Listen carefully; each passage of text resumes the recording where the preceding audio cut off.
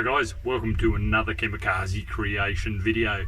Sitting inside my 62 bug that I've been working on all morning, ripping all of the bolts out of the body and getting ready to lift the body off the car. There's my 64 sitting over next to it, and that body, or parts of that body, probably the whole body, will be a transplant onto this car.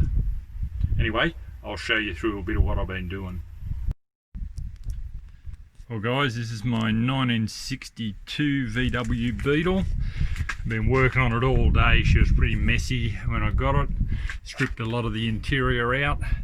I've been up underneath it and released all of the floor pan bolts, and I've done those. There's 4 up there around the main channel in the back of the body, and there was 2 more up in the top corner, 1 in this corner, 1 in over in that corner that I need to release. There was 2 up behind the rear wheels, up in here to release the rear of the body, and then a couple up under the front of the car. 1 on over that side, one of the bigger ones, a 17mm unit is rusted and spinning inside, so I'm probably going to have to grind that out, as well as in the doors. I had to drill out a couple of the door hinge bolts to get them off.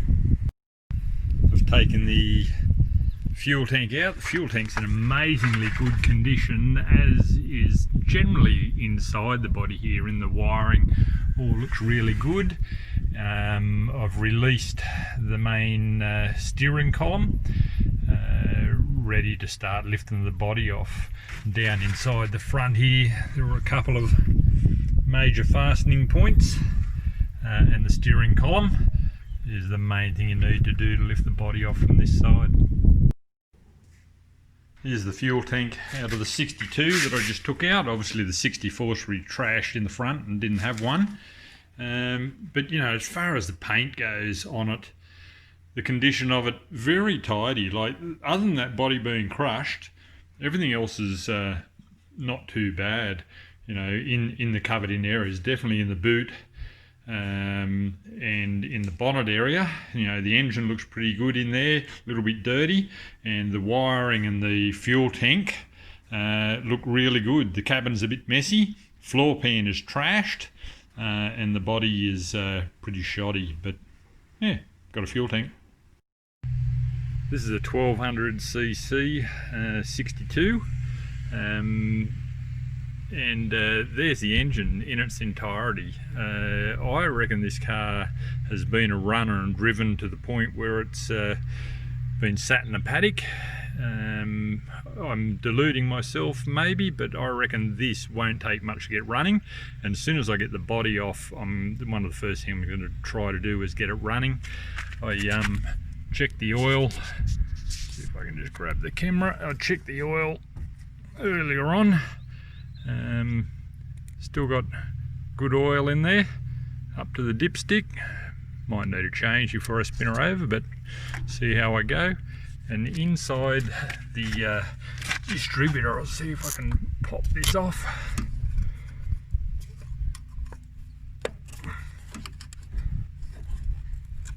It is clean and tidy. It's just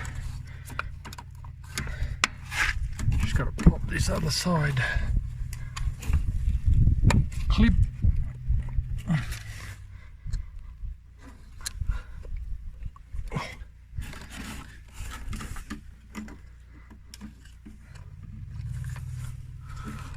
There she goes.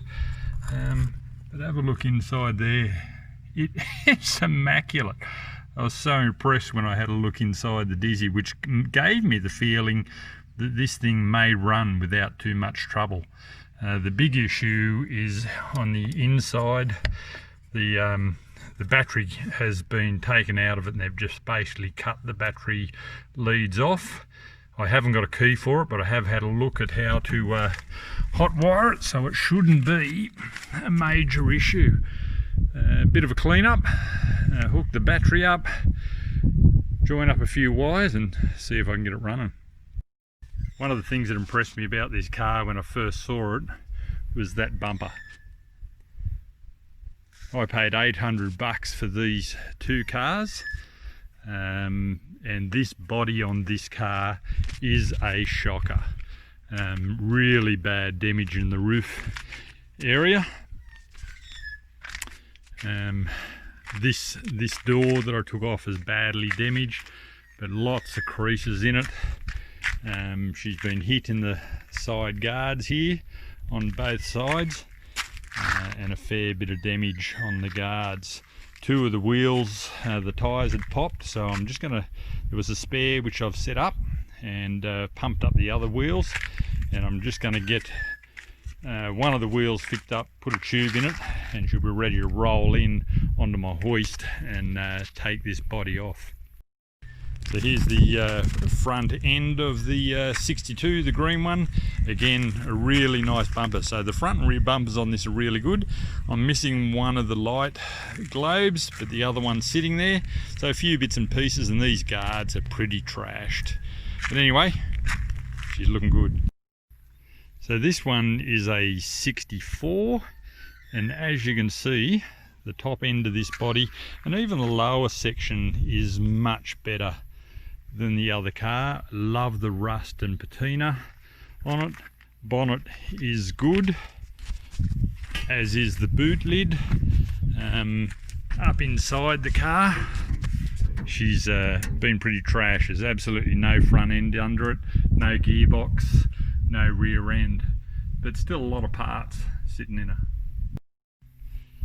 Here's the rear end. This bumper's been damaged. The front area just there, nothing that can't be repaired and re-chromed if I have to.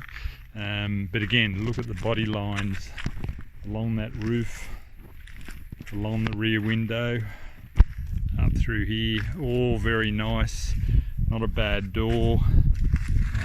She's in pretty good condition, which might make a good body for the other one.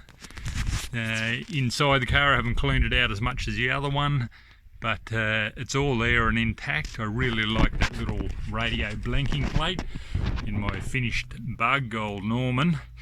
I've got a hole in the dash. I might get one of them tidied up and fit back into it.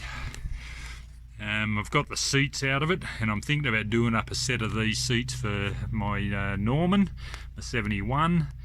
It's got high backs in it at the moment. And there's the rear seat and interior of the car. So guys, the plan is basically build one out of the two.